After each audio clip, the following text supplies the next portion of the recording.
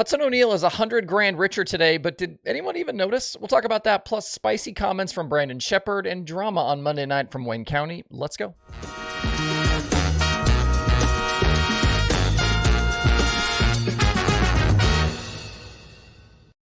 It's Tuesday, June 13th. I'm Justin Fiedler. This is DIRTcar Daily. There's plenty to get into today, including last night's Big XR show and the proceedings at Wayne County. First, though, a quick word from today's show sponsor, MSP Mounts. If you are any sort of racer, pavement or dirt, or you've got an ATV or side-by-side, and you want to capture video of what you're doing, you're going to need one of these mounts. They look like this. This is my GoPro mounted up on this. This part right here fits right onto your tubing. They can easily be changed with this clamp, and they're super adjustable. You just undo this, and you can spin it around all over the place, and then when you want it, when you got it where you want it, you just tighten it back up, and you're good to go.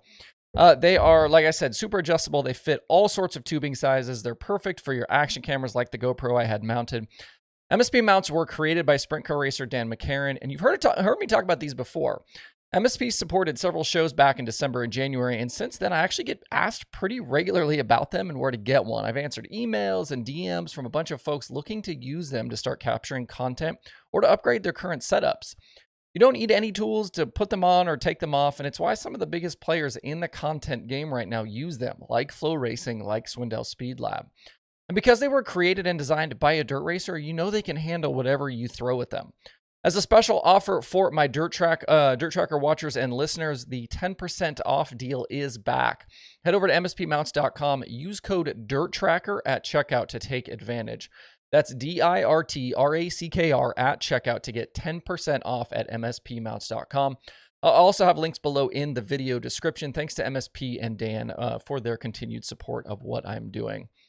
All right, let's get into it. We had a 100,000 win late model show last night, and I don't know if everyone still has a dream hangover or what, but if you weren't paying attention, it would have been pretty easy to miss it. I feel like there wasn't actually a ton of coverage or chatter about it on social media, and it's a shame because it was a really good race. All the big players were there, and it was a dogfight out front. I honestly don't know why there aren't more late model shows at Kokomo, because with the way the track is laid out, it seems like the perfect track for them. Hudson O'Neal ended up leading, I think, every lap but one, but he had to earn it. Ricky Thornton Jr., Mike Marlar, Bobby Pierce, Brandon Sheppard all took their shots at him over the course of the 100-lapper. Sheppy and O'Neal even made a little contact late in the going. In the end, though, it was the Rocket 1 bagging the big cash with B-Shep second and Pierce third. O'Neal was solid over the weekend at Eldora. He'd led laps. He won a prelim night and finished seventh in the big show. But with 100 grand now in their pockets, the Rocket squad will get ready for 2 nights coming up at Smoky Mountain Speedway this weekend with Lucas. This was a second big money race in a row that Pierce was in the mix late, but ultimately ended up third. I know he can be a polarizing guy for some dirt late model fans, but you have to respect him for just absolutely giving it hell to try and win. He was full send on the high side last night over the final couple of laps, just trying to make anything happen. I still really like Pierce's chances with the Outlaws all season. If you weren't tuned in last night, you would have also missed an interesting comment from Brandon Sheppard. Towards the end of his podium interview, he said he thinks they should hold the World 100 at Kokomo because it's better than Eldora. Was a sly and pointed comment from the future Hall of Famer.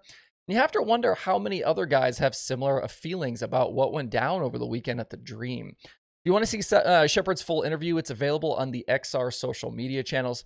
XR Super Series returns to racing on July 10th with a 20,000 win race at the Dubuque Fairgrounds.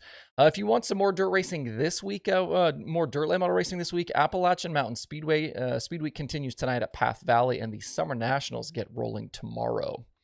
Ohio Sprint Speed Week for the All-Stars continued last night at Wayne County, and it was a pretty drama-filled night.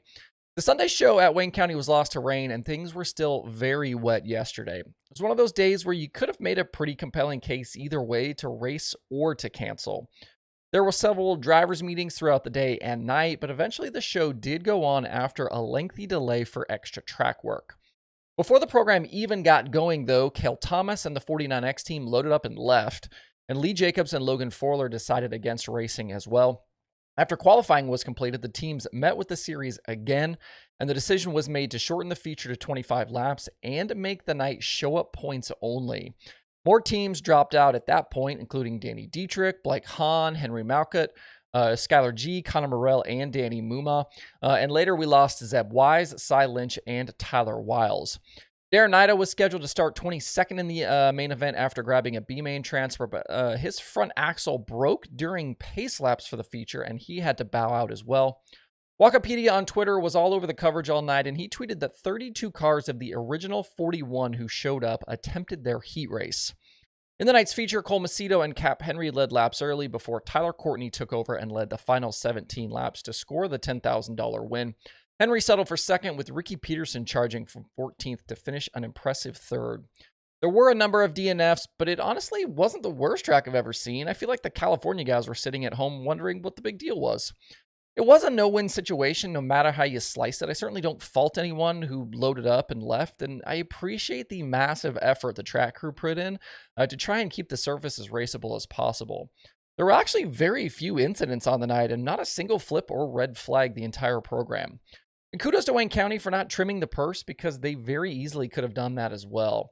I think nights like last night should be examples to the entire industry that discourse and cooperation are necessary, and really what the sport needs to move forward in a lot of areas.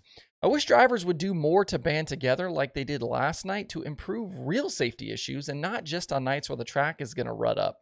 If teams aren't comfortable racing, hey, no big deal. We'll catch you on the next one. For those that stayed, thanks. We appreciate your support.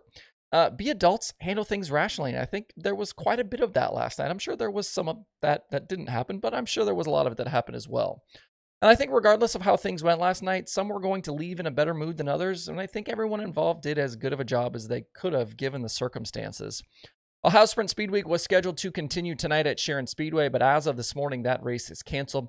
Teams will have Wednesday off as per the schedule, and then Speed Week will continue on Thursday at Atomic.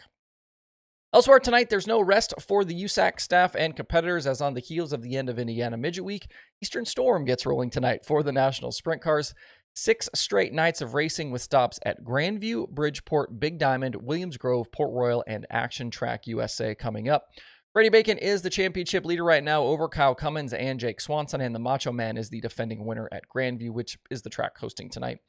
With so many different types of tracks, I think things should be wide open all week. Lots of opportunities for different guys to jump up and win some of these races.